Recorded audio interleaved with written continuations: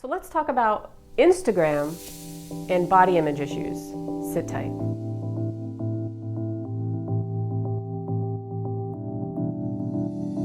Welcome back to another video. My name is Jen. I help people reinvent their reality. I'm also the author of the 12-step guide for the self-help book, Addict. We're going to talk about social media today.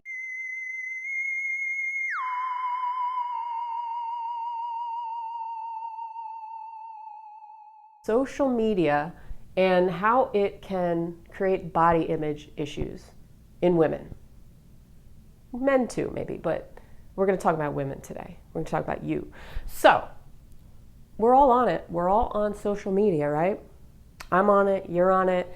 I just joined Instagram maybe a year ago. I didn't know how to use it. Now I'm getting the hang of it. And, it's like a love-hate relationship, social media. You want to stay connected, especially right now during COVID. You want to stay connected with everybody. You want to keep up to date on what everybody's doing or who got a new cat or who had a baby. But at the same time, you feel the toxic effects of it. Okay, so to me, social media and things like Instagram is like being in high school all over again. And I've said this before. It's kind of, there are clicks. There are clicks when you think about it on social media. And it's interesting. You have to come at it from the angle of just observing what's going on and not get too invested in it, especially like the toxic conversations that go on or political conversations or whatever's trendy to argue about, right? To debate about. They can be fun, but they are toxic. They are toxic for sure on our energy and can leave us feeling drained and all that good stuff. So what I want to say is, we all know social media is not real life, and people usually will post things that make themselves look good or that they have the perfect family. And not everybody. I mean, some people will post more vulnerable posts or things about how they're not having a good time, but usually these are entrepreneurs or people who are trying to get people to relate to them in some way. You know who you are. You know who you are, because I've been there too. And that's okay. That's okay. We want the fine balance for the yin and yang, fine balance of life, of everything. And that includes being on the computer or phone or tablet, whatever you use. So, body image issues. I see this more on Instagram now because back in the day, I don't know when Instagram started. Like I said, I just joined about a year ago. I think it was a younger crowd. But now you have older people, not like old people, but people in their 30s or 40s or late 20s who are coming onto this platform, and they're seeing all the youngins, or they're seeing these perfect bodies or these perfect lives. And even though you know that it's fake, it's still seeping into the subconscious mind. It's still getting in there, and you keep looking at it. It's like a drug, right? I talk about the addiction of the self-help community in my new book and in some of my other videos. So what I'm going to talk about is the addiction to the social media community, the addiction to looking at other people's stuff. What is it that makes us want to look?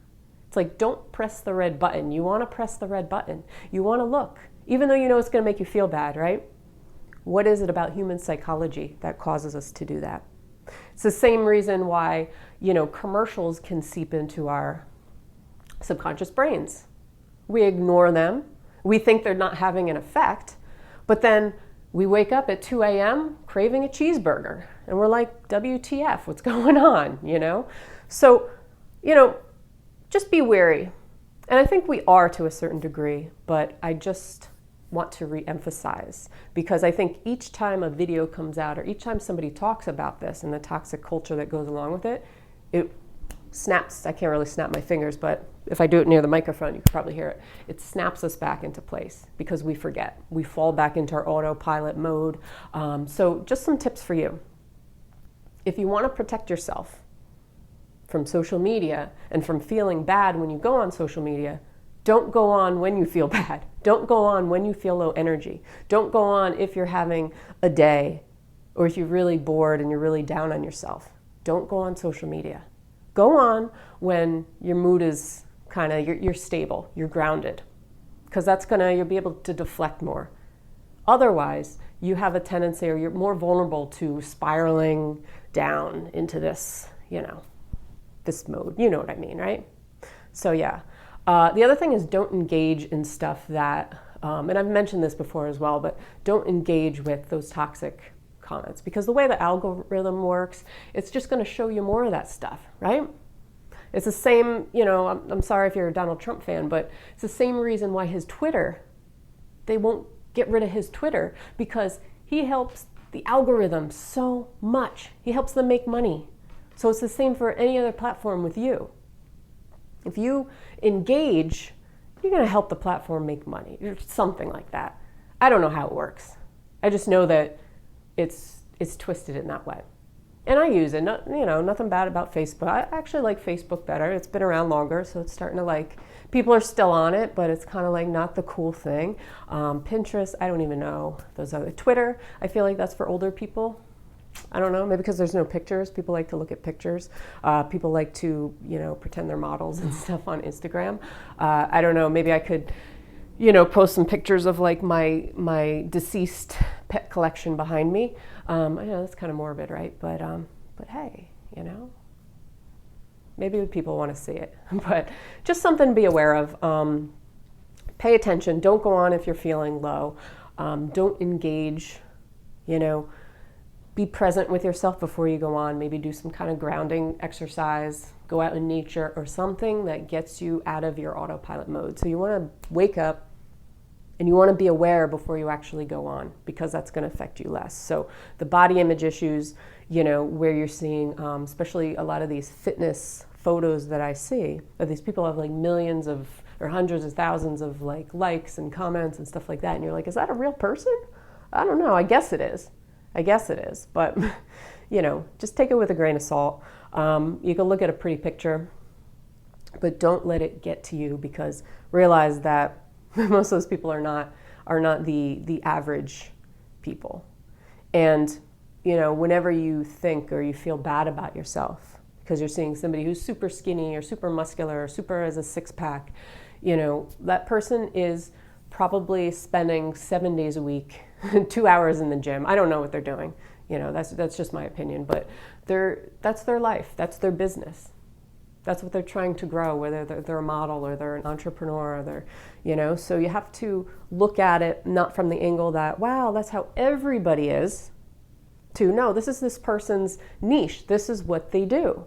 So not everybody's going to look like that. And who's to say that you need to look like that? No. You need to look how you feel comfortable in your body. As long as you're comfortable in your body, that is all that counts. If you're not comfortable in your body, then you can do something about it. You can start the wheels in motion. But if you're not feeling comfortable in your body, then I don't recommend going on social media, especially Instagram, and looking at pictures of people who you consider prettier than you, because it's never going to end in a positive light for yourself.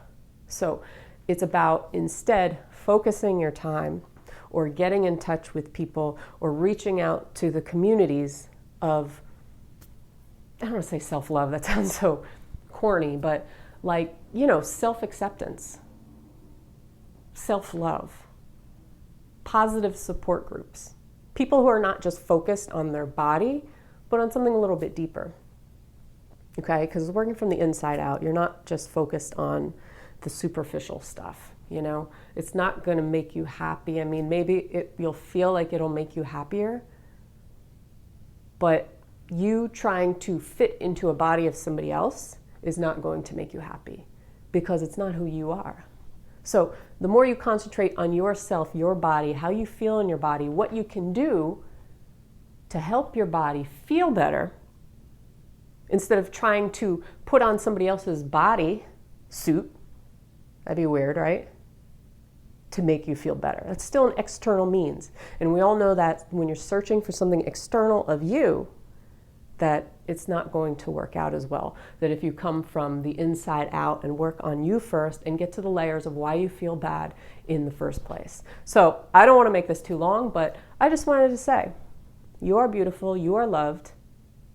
You don't need to put on somebody else's suit and jacket and tie and six-pack abs. You know, if that's something you really want, then that's okay.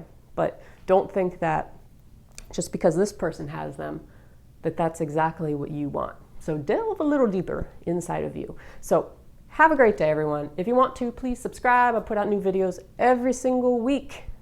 Give me a like, comment below. I will see you on the next one. Peace.